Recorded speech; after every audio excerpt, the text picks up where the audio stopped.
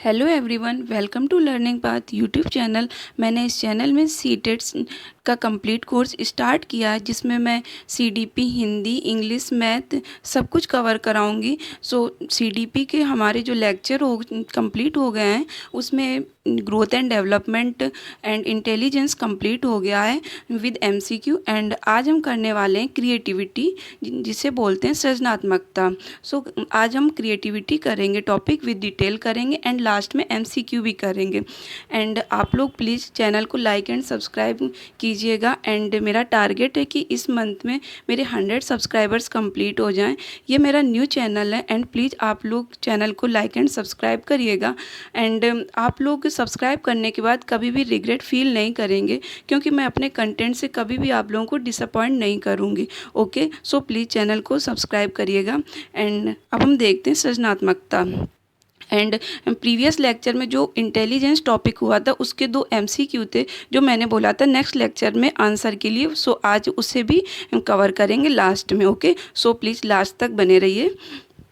And सृजनात्मकता क्या होती है? सृजनात्मकता वर्ड ही अपने आप में इतना ब्यूटीफुल वर्ड है जो कि सब कुछ अपने में समाहित कर लेता है। सृजनात्मक मतलब क्रिएटिविटी, कुछ अलग करना, कुछ दूसरों से अलग सोचना, कुछ ऐसा सोचना जो आउट ऑफ द बॉक्स हो, तो इसे ही सृजनात्मकता बोलते हैं। ठीक है, वह योग्यता है जो व्यक्ति को किसी समस्या का समाधान खोजने, नवीन ढंग से सोचने तथा विचार करने में समर्थ बनाती है। मीन्स मतलब आप में अगर ये क्वालिटी है कि आप कुछ भी अलग सोचते हैं, कोई भी प्रॉब्लम हो, किसी भी प्रकार की समस्या हो, आप उसका सल्यूशन ढूंढ लेते हैं, कुछ अलग सोचते हैं, तो ये सभी दिखाता है कि आप में सृजनात्मकता है। फॉर एग्जाम्पल हम लेते हैं रविन्द्रनाथ टैगोर जी का। तो रविन्द्रनाथ टैगोर जी की जो कविताएं हैं और जो उनकी पेंटिंग्स हैं, उनमें सृजनात्मकता पाई जाती है, क्योंकि उनकी जो पेंटिंग्स हैं वो इतने अच्छे से उनकी पेंटिंग्स बनाई हुई हैं कि आज भी उन पेंटिंग्स की इतनी वैल्यू है। एंड उनकी पेंटिंग्स जो है दूसरों से एकदम अलग हैं। उन्होंने अपनी पेंटिंग्स में किसी भी ट्रेडिशनल मेथड का यूज नहीं किया है। ट्रेडिशनल मेथड मतलब पारंपरिक विधि। उनकी जो पेंटिंग्स है उनमें नेचुरल कलर का यूज किया गया। उन्होंने उसमें कोई केमिकल कलर भी यूज नहीं किया। एंड नेचुरल कलर्स से इस प्रकार से पेंटिंग्स बनाई हैं कि उनमें अलग से दिखता है उनकी सृजनात्मकता। उनकी जितनी भी कविताएं हैं उनमें भी सृजनात्मकता दिखती है। उनकी कविताएं, उनके सोचने का जो ढंग है, वो सब कुछ दिखाता है उनकी सृजनात्मकता को। ओके, सो अलग अलग एग्जाम्पल होते हैं सृजनात्मकता के। कोई बोलने में अच्छा होता है, कोई दूसरों से अलग बोलता है, तो दूसरों से अलग बोलना, दूसरों से अलग करना, दूसरों से अलग सोचना और किसी भी प्रकार की प्रॉब्लम्स को सॉल्व कर लेना, तो ये सभी दिखाता है सृजनात्मकता को। ओके, सो हम आगे कवर करेंगे सृजनात्मकता के तत्व क्या होते हैं, सृजनात्मकता की विशेषताएं क्या होती हैं, ये सभी आगे स्लाइड में हम कवर करेंगे। एंड सृजनात्मकता ये टॉपिक के छोटा टॉपिक है, ईजिली समझ आ जाता है और ये इतना इम्पॉर्टेंट टॉपिक होता है कि आप सीडीपी के साथ साथ में जो बाल विकास होता है उसके साथ साथ आप Hindi pedagogy, English pedagogy and math pedagogy, जितने भी पेडागोजिकल सेक्शंस होते हैं उन सभी में सृजनात्मकता के क्वेश्चंस जरूर होते हैं। सो जब आप एग्जाम देने जाएंगे तो आपको 6-7 क्वेश्चंस तो सृजनात्मकता के मिल ही जाते हैं, डायरेक्टली एंड इनडायरेक्टली। सो ये चैप्टर बहुत ही इंपॉर्टेंट होता है। ओके, सो आप इसे अच्छे से समझ भी लेंगे ईजी वे में और इससे मार्क्स भी अच्छे से आ जाते हैं।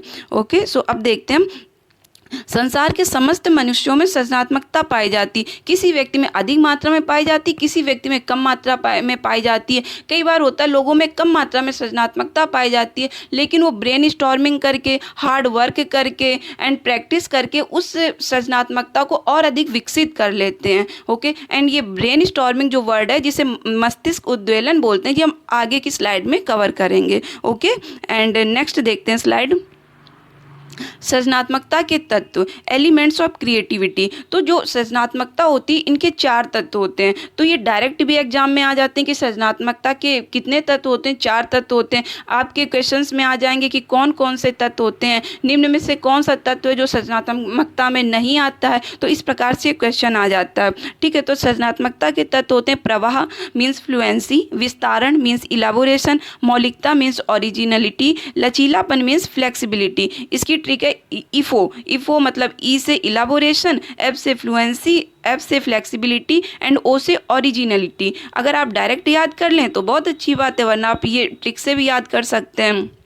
सो अब देखते हैं फ्लुएंसी, प्रवाह। प्रवाह क्या होता है? प्रवाह में जैसे फॉर एग्जांपल अगर किसी में बोलने की सृजनात्मकता है, वह अच्छा बोलता है, दूसरों से अलग बोलता है, तो उसमें सृजनात्मकता होगी, क्रिएटिविटी होगी। तो वो जो क्रिएटिविटी होगी, तो जब वह बोलेगा तो वो फ्लुएंसी में बोलेगा, उसके जो वर्ड्स होंगे वो प्रवाह में होंगे। वो अगर बोल रहा तो वो प्रवाह में बोलता रहेगा, वो कहीं पे अटकेगा नहीं, कहीं पे रुकेगा नहीं। तो इस तरह से उसमें सृजनात्मकता दिखेगी कि हाँ, ये बोलने में सृजन है। ओके, सो नेक्स्ट देखते हैं विस्तारण, इलाबोरेशन। तो इलाबोरेशन, विस्तारण में भी हम देखते हैं कि अगर किसी व्यक्ति में बोलने की क्रिएटिविटी है तो वो किसी भी चीज़ को बोलेगा तो विस्तार में बोलेगा, उसे संक्षेप में नहीं, विस्तार करेगा, किसी भी चीज़ को विस्तार में बोलेगा। अगर कोई भी ऐसा वर्ड है या ऐसी कोई भी थीम है या ऐसा कोई भी डेफिनीशन है जो अभी तक सॉल्व नहीं की जा सकी है, जिसका अर्थ अभी तक नहीं पता किया जा सका, तो उसे भी विस्तार में बता देगा कोई सृजनात्मक व्यक्ति। तो सृजनात्मकता जो होती है, क्रिएटिविटी, उसमें विस्तारण होता है। एंड क्रिएटिविटी में मौलिकता होती है, ओरिजिनलिटी होती है। क्रिएटिविटी ओरिजिनल होती है, खुद से आती है, वो किसी की कॉपी करके नहीं आती। हम किसी की नकल करके नहीं क्रिएटिविटी कर सकते। फॉर एग्जाम्पल मैंने बताया रविन्द्रनाथ टैगोर जी का, तो उनकी जो पेंटिंग्स थी वो ओरिजिनलिटी थी, उनकी पेंटिंग्स में उनकी खुद की मौलिकता थी। अगर हम चाहें कि उनकी पेंटिंग्स को देखकर हम पेंटिंग्स बना लें तो ये मौलिकता नहीं है, ये कॉपी करना होगा। ओके, तो ये किसी भी प्रकार की सृजनात्मकता नहीं कहलाएगी। एंड नेक्स्ट है लचीलापन, फ्लेक्सिबिलिटी। तो जब व्यक्ति में क्रिएटिविटी क्वालिटी होती है, जब व्यक्ति क्रिएटिव होता है तो उसकी थिंकिंग में लचीलापन होता है। वो हर तरीके से सोच लेगा, हर तरीके से अपना काम कर लेगा, हर तरीके से बोल लेगा, तो उसमें लचीलापन होता है। वो दृढ़ नहीं होती कि एक जगह पर रुक जाए, वो अलग अलग तरीके से बढ़ता रहता है, अलग अलग तरीके से अपना लचीलापन दिखाता रहता है। ओके, फ्लेक्सिबिलिटी होती है उसके काम में। एंड नेक्स्ट देखते हैं सृजनात्मकता की विशेषताएं। तो ये जो कैरेक्टरिस्टिक्स हैं क्रिएटिविटी के, तो इनसे डायरेक्टली क्वेश्चंस आ जाते हैं आपके एग्जाम में। सो इनकी जो विशेषताएं ये आप अच्छे से समझ लीजिएगा। कई बार ये डायरेक्ट क्वेश्चन जब आएगा तो आंसर में डायरेक्ट ये पॉइंट्स दिए गए होंगे, तो आपको आंसर टैकल करने में भी ईजी होगा। ओके, सो मैंने बताया ना कि ये क्रिएटिविटी टॉपिक जो है ये आपके सभी पेडागोजिकल सेक्शंस को कवर करता, वो हिंदी हो, इंग्लिश हो, मैथ हो, बाल विकास हो, सभी को कवर करता। ओके, सो हम देखते हैं सृजनात्मकता की विशेषताएं। तो सृजनात्मकता की सबसे मोस्ट इंपॉर्टेंट जो विशेषता होती है वो होती है अपसारी चिंतन, जिसे बोलते हैं डाइवर्जेंट थिंकिंग। तो ये divergent thinking and convergent thinking, दो थिंकिंग होती है, हम आगे की स्लाइड में कवर करेंगे। अभी हम यहाँ पर ये समझ लेते हैं कि सृजनात्मकता में चिंतन की प्रवृत्ति अपसारी होती है। अपसारी मतलब आउट ऑफ द बॉक्स, मतलब कि आप लिमिट नहीं होते कि हमें बस इतने में ही रहना, इतने में ही सोचना, आप मतलब सीमा से बाहर होकर सोचते हैं। ओके, तो अपसारी चिंतन इसी को बोलते हैं। एंड सार्वभौमिकता, यूनिवर्सलिटी होती है। सृजनात्मकता सभी व्यक्तियों में पाई जाती है, किसी में कम होती है, किसी में ज़्यादा होती है। बस लोग हार्ड वर्क करके, प्रैक्टिस करके उस अपनी क्रिएटिविटी को बढ़ा लेते हैं। ओके, एंड सृजनात्मकता नवीनता होती, नोवेलिटी होती है। तो सृजनात्मकता नवीनता को दर्शाती है। लाइक अगर कोई अलग प्रकार से कुछ काम करेगा तो उसका काम नवीन ही तो होगा, नया काम ही तो होगा। इसलिए सृजनात्मकता नवीनता को दिखाती, नोवेल्टी को दिखाती है। एंड सृजनात्मकता लचीलापन को दिखाती, फ्लेक्सिबिलिटी को दिखाती है। एंड क्रिएटिविटी मौलिकता को दिखाती, ओरिजिनलिटी दिखाती, क्रिएटिविटी ओरिजिनल होती, खुद से आती है। एंड प्रशिक्षण द्वारा विकसित किया जा सकता है। तो जो सृजनात्मकता होती है तो वो सभी के पास होती है, तो इसे प्रशिक्षण के द्वारा इसे और विकसित किया जा सकता है। ओके, एंड पुनः व्याख्या, री इंटरप्रिटेशन, अपरिभाषित अथवा अस्पष्ट विचार तथा तथ्यों को एक्सप्लेन करना भी सृजनात्मकता होती है। जैसे अगर कोई भी है, कोई भी तथ्य है, कोई भी डेफिनेशन है, कुछ भी है जिसे अभी तक एक्सप्लेन नहीं किया जा सका और कोई व्यक्ति आए वो उसे एक्सप्लेन कर ले, तो एक्सप्लेन करेगा तो वो किसी की कॉपी तो नहीं करेगा, उसने खुद से उसमें डिस्कवर किया है और उसे एक्सप्लेन किया है। तो उसे एक्सप्लेन करना, नए तथ्य को बताना, तो ये भी पुनः व्याख्या करना, तो ये सृजनात्मकता के अंतर्गत आ जाएगा। एंड हर्ष एवं संतुष्टि का साधन, जो सृजनात्मकता होती है सोर्स होती है जॉय का एंड सेटिस्फैक्शन का। जो व्यक्ति सृजनशील होता है, जिसमें क्रिएटिविटी होती है, कुछ अच्छा करता, तो उसके अंदर डिप्रेशन एंड एंजाइटी नहीं होती। उसके आप देखेंगे पेंटिंग्स करने वाले लोग एंड ड्राइंग करने वाले लोग एंड नेचर लवर जो लोग होते हैं, इनके अंदर बहुत ही कम केस होते हैं डिप्रेशन एंड एंजाइटी के, क्योंकि ये अपने आप में जो क्रिएटिविटी होती है ये सोर्स ही होती है जॉय का और सेटिस्फैक्शन का। एंड नेक्स्ट नेक्स्ट देखेंगे विलक्षण, यूनिकनेस। तो जो क्रिएटिविटी होती है ये यूनिक होती है, सबसे अलग होती है। ओके, सो सृजनात्मकता में मानसिक क्रिया विलक्षण होती है, जो मानसिक क्रिया जो सोचने की क्षमता होती है वो सबसे यूनिक होती है, सबसे अलग होती है। एंड सृजनात्मकता प्रक्रिया एवं परिणाम दोनों है, कि क्रिएटिविटी प्रक्रिया मतलब जब कोई कार्य कर रहे हो तो क्रिएटिविटी शो कर रहे हो, क्रिएटिविटी दिखा रहे हो तो प्रक्रिया हो जाएगी। एंड वो काम जब पूरा हो जाए तो पूरा होने के बाद में जब उसका परिणाम हम देखते हैं वो कितना अच्छा परिणाम है, तो ये भी दिखाता है सृजनात्मकता को। लाइक रविन्द्रनाथ टैगोर जी जब अपनी पेंटिंग बना रहे होंगे तो जब पेंटिंग्स बनाते होंगे तो पेंटिंग्स बनाने में वो सृजनात्मकता दिखाते होंगे। उसके बाद में जब उनकी पेंटिंग्स बन गई तो बनने के बाद उन पेंटिंग्स में अलग से ही दिखती सृजनात्मकता। ओके, तो सृजनात्मकता जो होती है प्रक्रिया और परिणाम दोनों होती है। एंड नेक्स्ट पॉइंट हम देखते हैं, सृजनात्मकता और बुद्धि एक दूसरे के पूरक नहीं परंतु अंतः संबंधित अवश्य होते हैं। मीन्स टू से कि सृजनात्मकता और बुद्धि ये दोनों एक दूसरे से रिलेटेड होते हैं। अगर कोई व्यक्ति है वो अगर सृजनात्मक है तो उसके अंदर से हो रहा है कि बुद्धि होगी, लेकिन ये डिपेंड नहीं करता कि अगर किसी व्यक्ति के पास बुद्धि है तो उसके अंदर सृजनात्मकता भी होगी। जैसे अगर कोई व्यक्ति बुद्धि है, उसके पास वो अपना जो लाइफ स्टाइल है वो अच्छे से जी रहा है, उस अपना वर्क अच्छे से कर लेता है, अपना होमवर्क अच्छे से कर लेता है, कोई भी स्टूडेंट है मार्क्स अच्छे गेन कर लेता है, लेकिन उसने कुछ नया नहीं किया तो उसमें सृजनशीलता नहीं है, उसमें सृजनात्मकता नहीं है। लेकिन अगर कोई व्यक्ति के अंदर क्रिएटिविटी है, सृजनात्मकता है, तो जब वो कोई भी व्यक्ति सृजनात्मकता वाला होगा तो वो किसी भी चीज़ को अच्छे से सोचेगा, अच्छा करेगा, कुछ नया करेगा, तो श्योर है कि उसके अंदर बुद्धि होगी। इसीलिए बोला जाता है कि यदि कोई व्यक्ति बुद्धिमान है तो आवश्यक नहीं है कि वह सृजनात्मक भी हो, परंतु सृजनात्मक होने पर यह आवश्यक है कि व्यक्ति बुद्धिमान भी होगा। ओके, सो आई थिंक समझ आया होगा। एंड नेक्स्ट देखते हैं कि जेपी गिलफोर्ड ने थिंकिंग चिंतन को दो भागों में विभाजित किया। किसी चीज़ को हम जब सोचते हैं तो वो दो तरीकों से सोचते हैं, एक है अभिसारी चिंतन एंड दूसरा अपसारी चिंतन। तो ये जेपी गिलफोर्ड ने ये चिंतन के बारे में बताया, डिफाइन किया। तो जो अभिसारी चिंतन होता है उसे कन्वर्जेंट थिंकिंग बोलते हैं, मतलब कन्वर्ज करके बहुत ही लिमिटेड सोचना, लिमिटेड सॉल्यूशंस किसी चीज़ के, सीमित रहकर सोचना, बाउंड्री के अंदर सोचना। ओके, तो वो होता है अभिसारी चिंतन। एंड अपसारी चिंतन जो होता है वो डाइवर्जेंट थिंकिंग बोलते हैं उसे इंग्लिश में। तो डाइवर्ट होकर सोचना, मतलब डाइवर्जिंग प्रोसेस से सोचना, विभिन्न तरीकों से सोचना, अपनी बाउंड्री से बाहर जाकर सोचना, कुछ नया करना, तो ये सभी दिखाता है अपसारी चिंतन को। तो अपसारी चिंतन ही क्रिएटिविटी को शो करता है, सृजनात्मकता को, क्योंकि सृजनात्मकता भी दिखाती है कि कुछ अलग करना, कुछ अलग सोचना। इसलिए अपसारी चिंतन, डाइवर्जेंट थिंकिंग और क्रिएटिविटी ये पॉजिटिव वर्ड है। और दोनों जहाँ पर ऑप्शन में हो कि क्रिएटिविटी क्या है, अगर कोई क्वेश्चन हो तो उसमें आप ऑप्शन में देखिए कि कहीं पर डाइवर्जेंट थिंकिंग है, आउट ऑफ द बॉक्स है, मतलब इस तरीके के जहाँ पर भी लैंग्वेज दी गई हो, जहाँ पर भी वर्ड दिए गए हो तो वही आंसर होगा। अभी हम एमसीक्यू में करेंगे तो और क्लियर हो जाएगा। एंड अब हम देखते हैं अभिसारी चिंतन क्लोज एंडेड होता है, बंद सोच होती है, मतलब सोच सीमित होती है कि हाँ हमें बस इतना करना, कुछ डिफरेंट नहीं सोचते हैं कि हाँ जो लोग दूसरे करते आ रहे हैं बस उतना करना है, बस लिमिटेड सॉल्यूशंस, कोई भी प्रॉब्लम्स होती है उसके सीमित हल होते हैं उनके पास कि हाँ इस प्रॉब्लम का यही सोल्यूशन होता है, अगर उसमें वो सोल्यूशन सॉल्व हो रही तो ठीक है, वरना वो बस हार मान लेते हैं उस प्रॉब्लम से।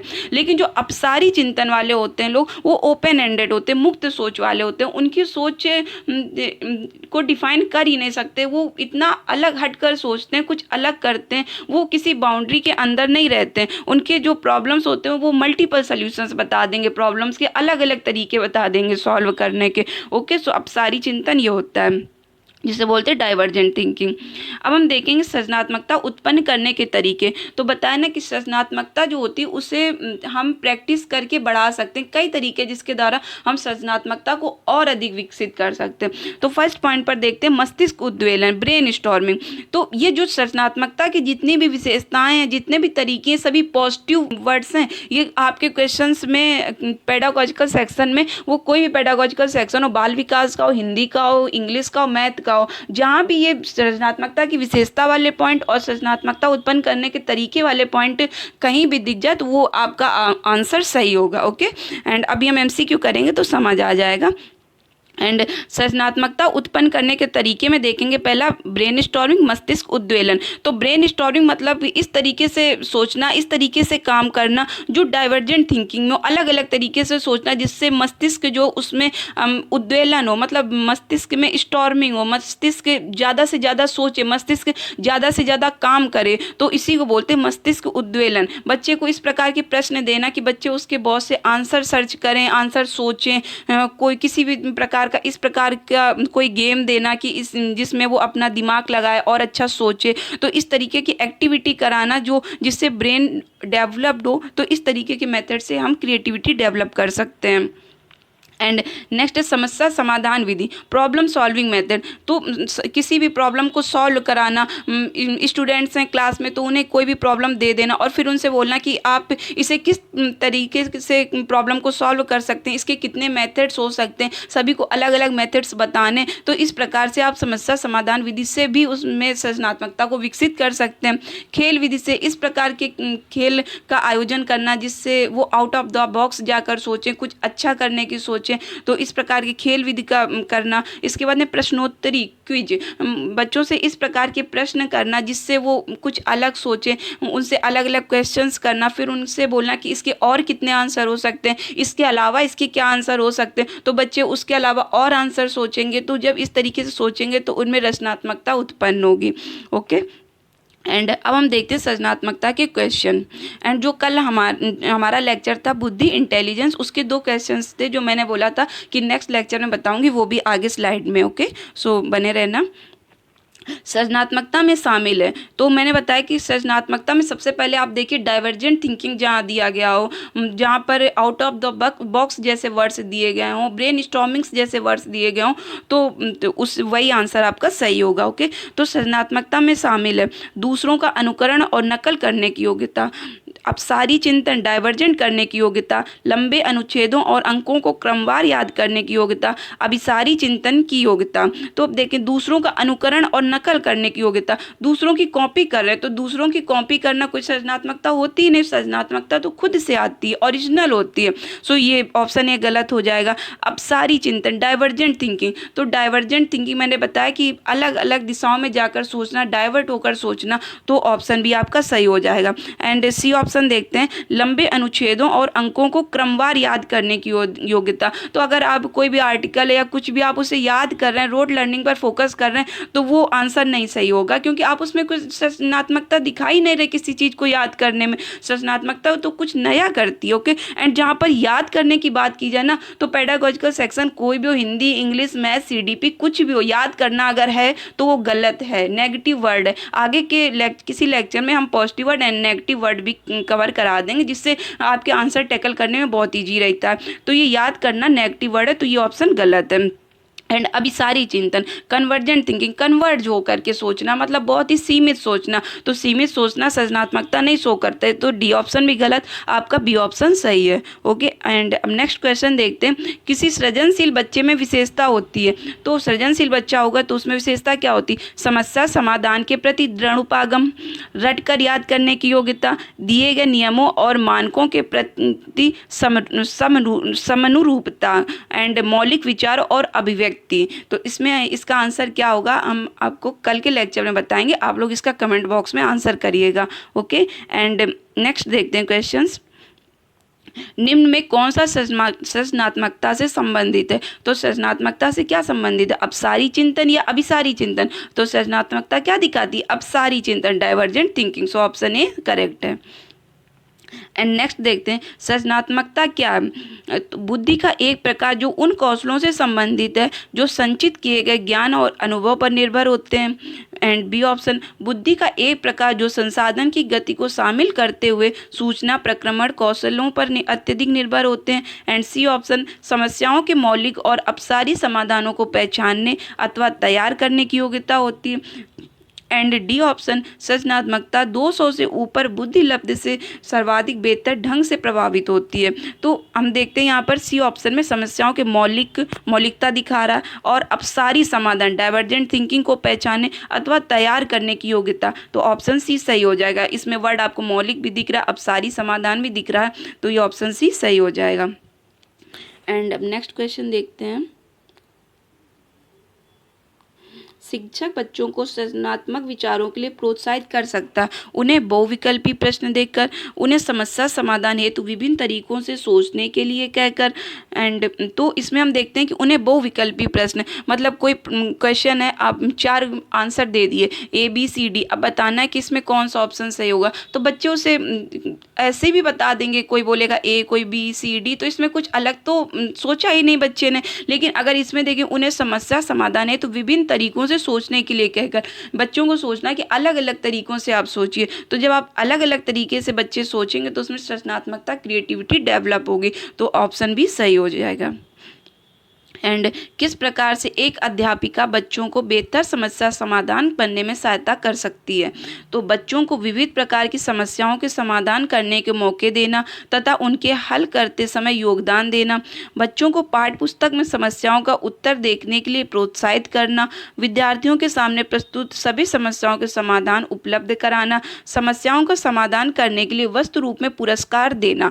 तो ऑप्शन डी देखते हैं, समस्याओं का समाधान करने के लिए वस्तु रूप में पुरस्कार देना। तो आप पुरस्कार देना, समस्या कोई बच्चा सॉल्व करे तो पुरस्कार देना। तो आप देखेंगे आगे आप जब पढ़ेंगे तो और आपको क्लियर होगा कि ये पुरस्कार देने जैसे वर्ड जहाँ पर आ जाए तो ये नेगेटिव वर्ड होते हैं कि बच्चा सिर्फ पुरस्कार के लिए ही काम करेगा, वो कुछ डिफरेंट नहीं सोचेगा, वो बस इसलिए सोचेगा, समस्या का समाधान इसलिए करेगा कि उसे पुरस्कार मिलेगा। तो ये हमेशा आंसर गलत होता है कि बच्चा पुरस्कार के लिए कभी नहीं सोचता।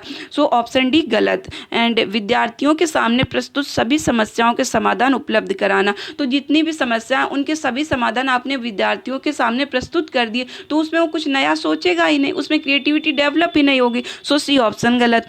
बच्चों को पाठ्य पुस्तक में समस्याओं का उत्तर देखने के लिए प्रोत्साहित करना, बच्चों को बोल देना कि पाठ्य पुस्तक है उसमें आंसर दिए गए, आप उसे देखिए एंड उसका आंसर बताइए। तो इसमें भी बच्चे ने कुछ अलग सोचा ही नहीं, कुछ अलग किया ही नहीं, तो इसमें क्रिएटिविटी कहाँ से डेवलप हो जाएगी। सो बी ऑप्शन भी गलत हो गया। एंड बच्चों को विविध प्रकार की समस्याओं के समाधान करने के मौके देना तथा उनके हल करते समय योगदान देना। तो विविध प्रकार की समस्याओं के समाधान करने के मौके दिए जा रहे हैं विद्यार्थियों को कि अलग अलग तरीके से आप प्रॉब्लम को सॉल्व करें, किस तरीके से आप प्रॉब्लम को सॉल्व कर रहे हैं, स्टूडेंट से ये बोलना। तो जब आप ये बोलेंगे तो उनमें ब्रेन स्टॉर्मिंग होगी, वो समस्याओं को अलग अलग तरीके से सोचेंगे और उनमें क्रिएटिविटी डेवलप होगी। सो इसका ऑप्शन ए होगा।